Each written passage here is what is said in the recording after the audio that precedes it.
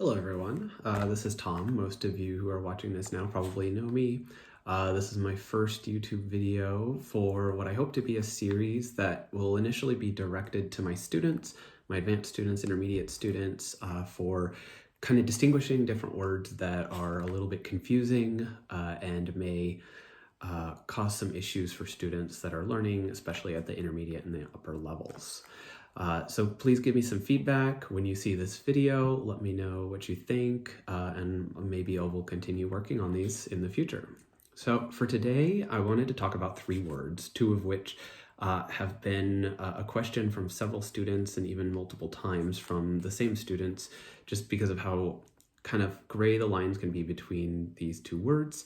So I hope to clarify it in this video and give you a little bit of input practice as well as I kind of tell a story or say something about some topic that utilizes both words. So the first 2 words are oppression and suppression, or the verbs to oppress and the verb to suppress.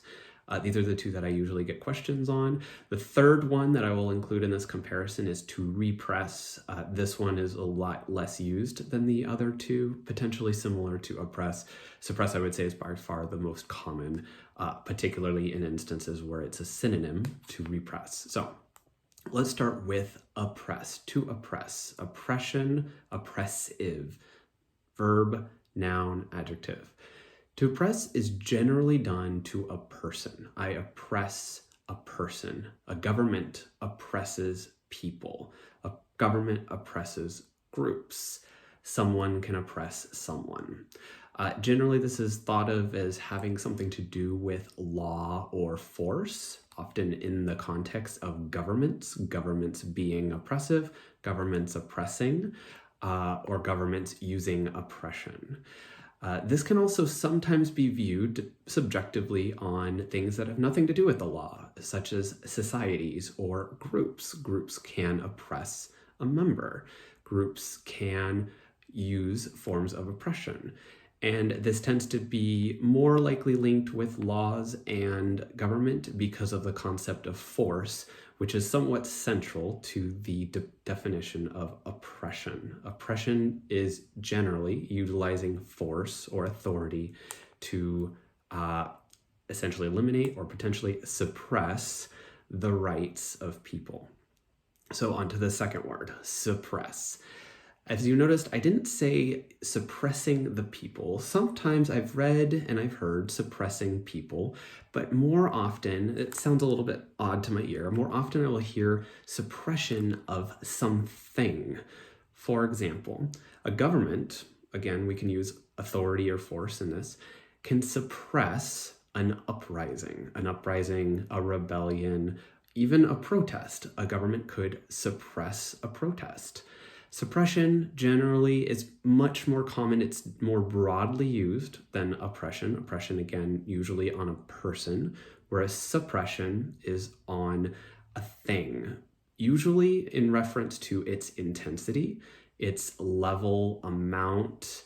It can generally mean either full elimination or just the reduction in something.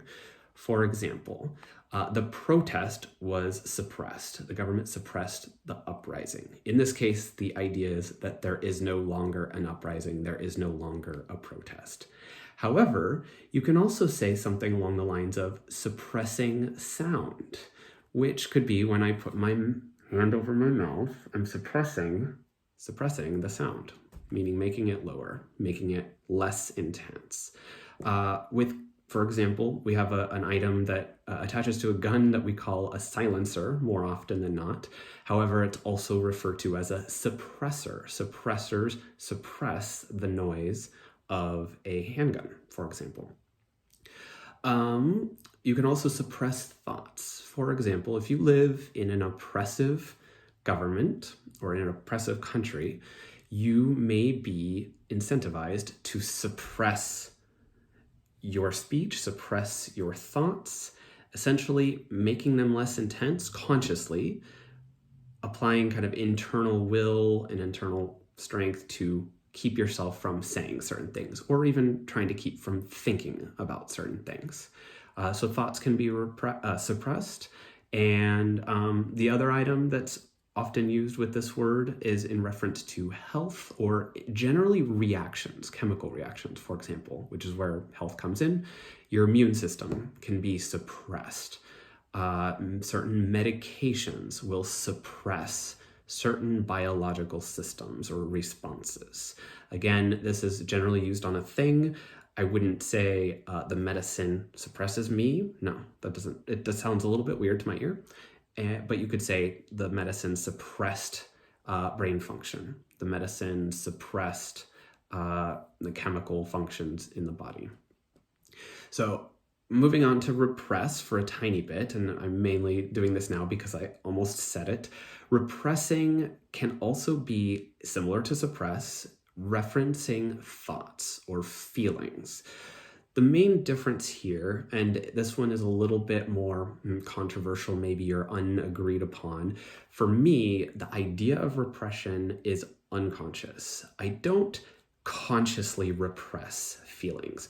I will suppress them. I consciously do this. I'm not going to think about something. I'm not going to think about something.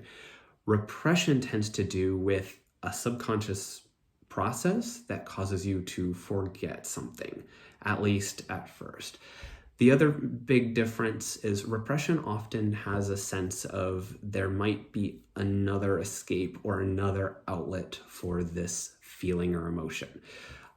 For example, when people make Freudian slips are when you say something you didn't mean to, and generally it has some maybe inappropriate meaning. This often can, according to some psychologists, be because you're repressing certain thoughts. So if you repress certain thoughts, you may not have control over how they then appear in other ways. Whereas suppressing certain thoughts, it may be temporary. I might think, I am busy right now. I need to suppress my desire to go play a video game. I need to do some work. I'm going to suppress this now and go play and go work. Repress would be more like, because my parents are anti-video game, I repressed desires to play video games. But whenever I would go to friends' houses, I would play video games even more because I was repressing this urge while I was around my parents, and it came out in other ways.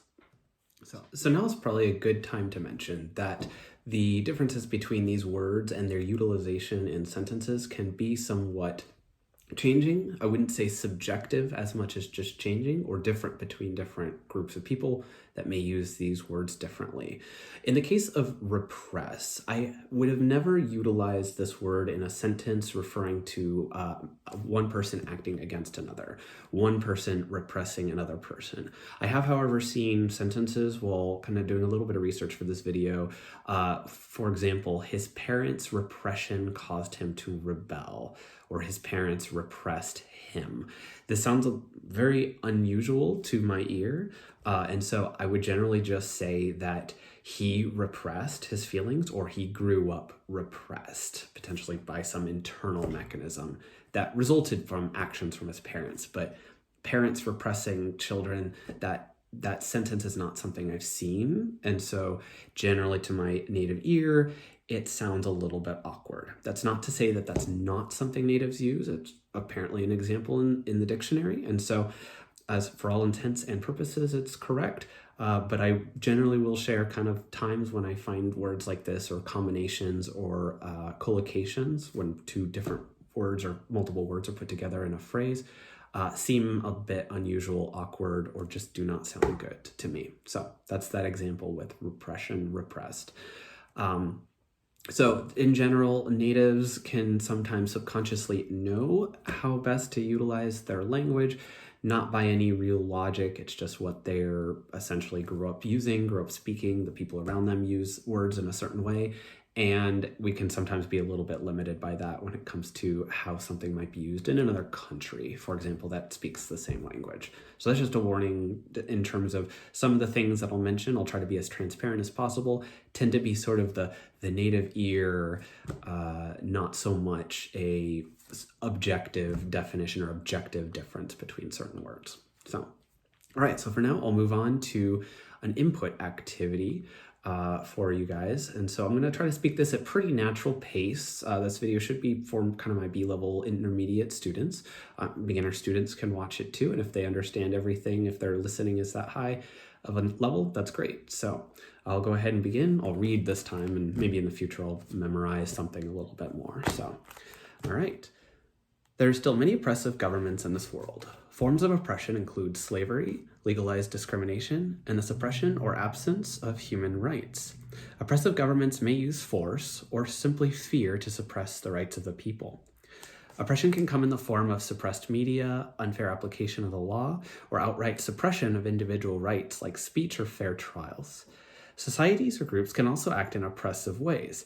This is done more often by peer pressure, where those who may not follow the morals of that society may be ostracized or thrown out. Oppression can lead victims to suppress or even repress feelings or thoughts. For example, in some societies, it may be considered inappropriate for men to cry. This can lead to suppression and ultimately potentially the repression of emotions in men who try not to cry when they're feeling emotions. And this can lead to negative consequences, such as acting on those emotions in more inappropriate ways. Some might say that alcohol laws or strict alcohol laws are a form of oppression. However, often these laws can be for the purposes of public health and safety. For example, drinking can suppress brain function, can suppress the immune system's responses, and therefore lead to more illness, which can justify the use of these more strict laws. So what do you think? Do you live in a relatively free place, or do you think there are types of oppression around you against yourself or others in your society? Do you feel like there are certain ways that the government suppresses certain activities?